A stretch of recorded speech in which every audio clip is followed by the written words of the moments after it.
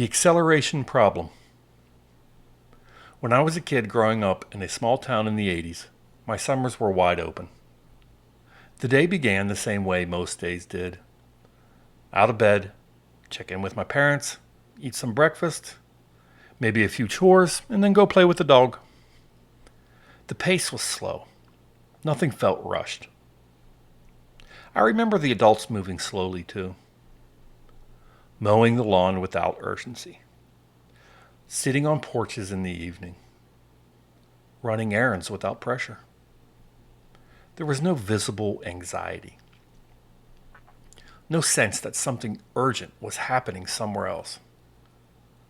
Even the air felt lighter. By mid-morning, the day was mine. No schedule, no itinerary, no notifications. No news cycle pulling my attention. There was no oversight. There was no hovering. My parents were somewhere in the background, but they weren't directing my day. Around 10 in the morning, the day still felt like it had no edges. There was a park within the view of where I lived. If I saw a few kids there, even if I didn't know all of them, that was enough for me. That was my invitation. I would walk over and we would pick sides and teams and play some basketball. But it really wasn't about basketball. It was about being outside, being untethered, and not being alone. We would run for hours. By late afternoon, there was enough kids. We would play some more basketball with bigger teams. And that was our day, among other things. There was nothing scheduled, nothing optimized. No one was in a hurry.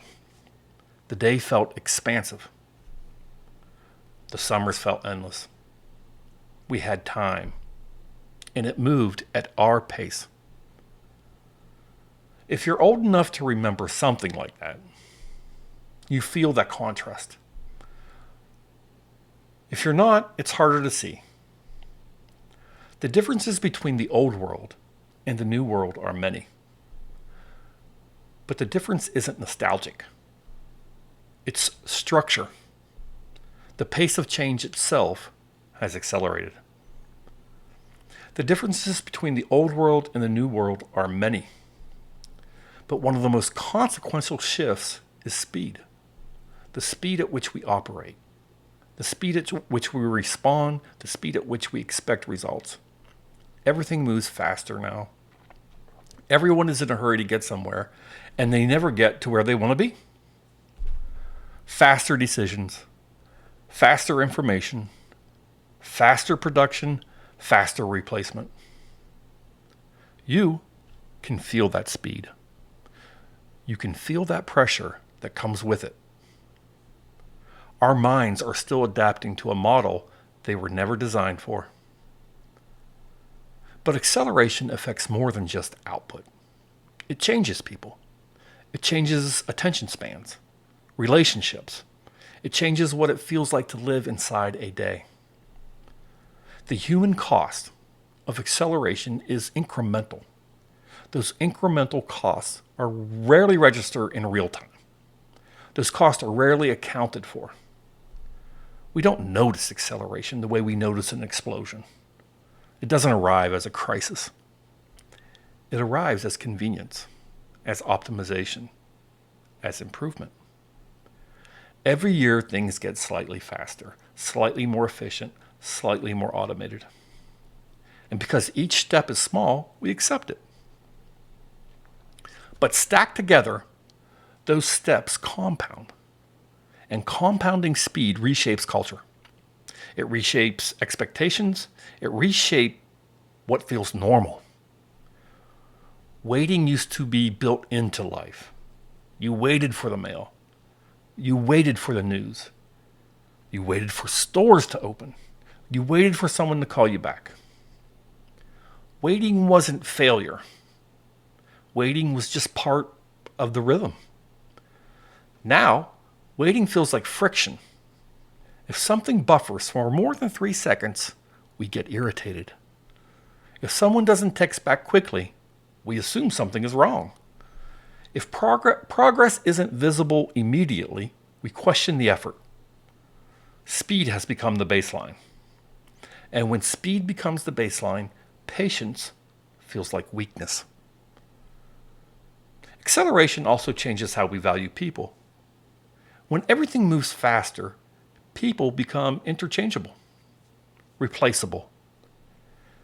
If one person can't keep up, another will. If one company moves too slowly, another will disrupt it. If one employee burns out, there's a queue right behind him. Efficiency rises, margins improve, output increases. But something else thins out during this process. Trust, depth, and craft. When the pace is relentless, there is no room for slowness.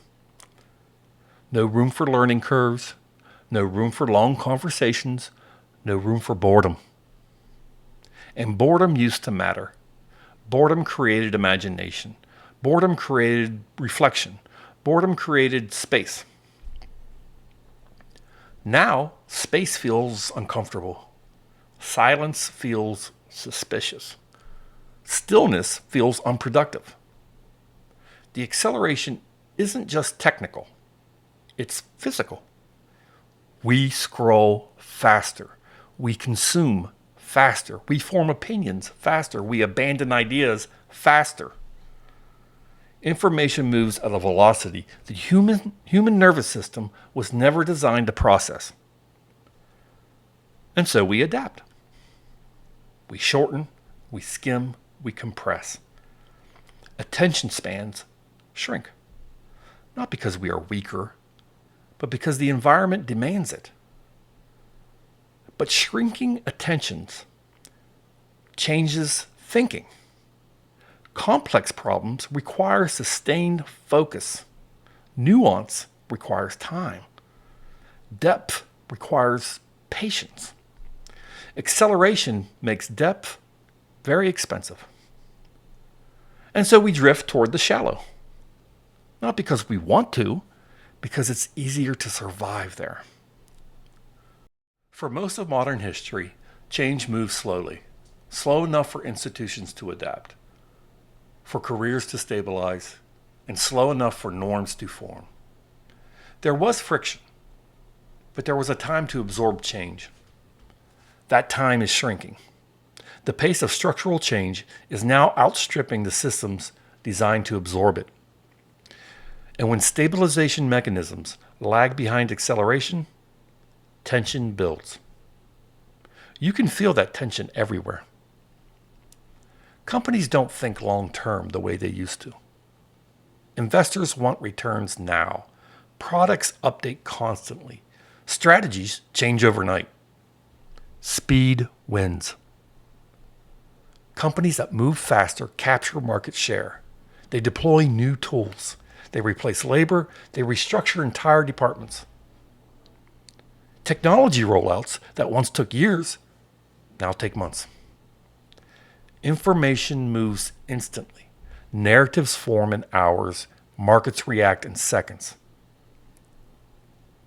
Everything is optimized for velocity. But velocity isn't neutral. When the pace of change compresses, the margin for adaptation compresses with it. And that compression has consequences. Acceleration isn't accidental. It's rewarded. Speed increases valuation, attracts capital, signals innovation, drives engagement. Stability, deliberation, boredom, they don't trend. So the system optimizes for acceleration. The strange part is that acceleration feels productive, feels powerful. It feels like momentum.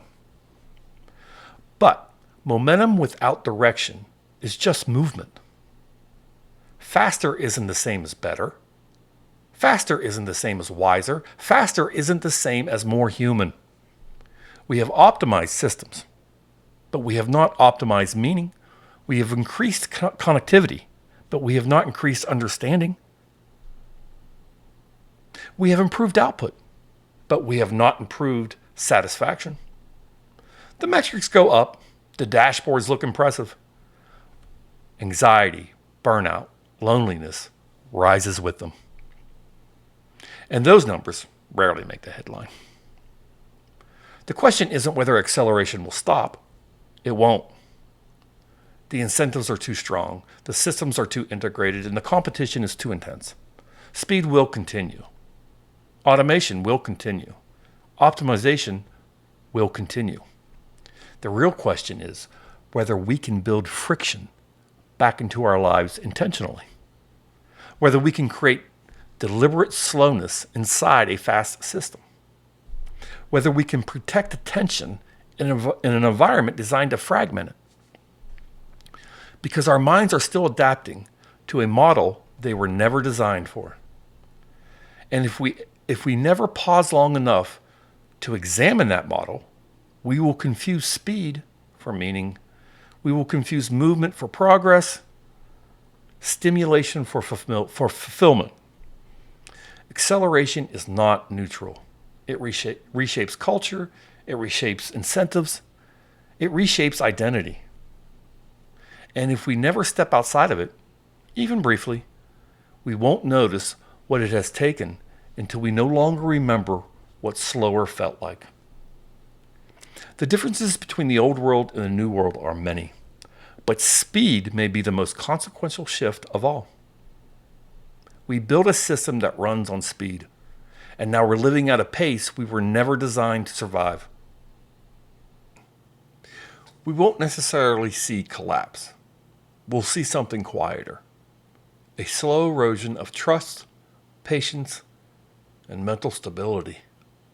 Less confidence in permanence, less willingness to commit, less assumption that institutions will hold. What does a world shaped by that look like? What behaviors does it quietly encourage?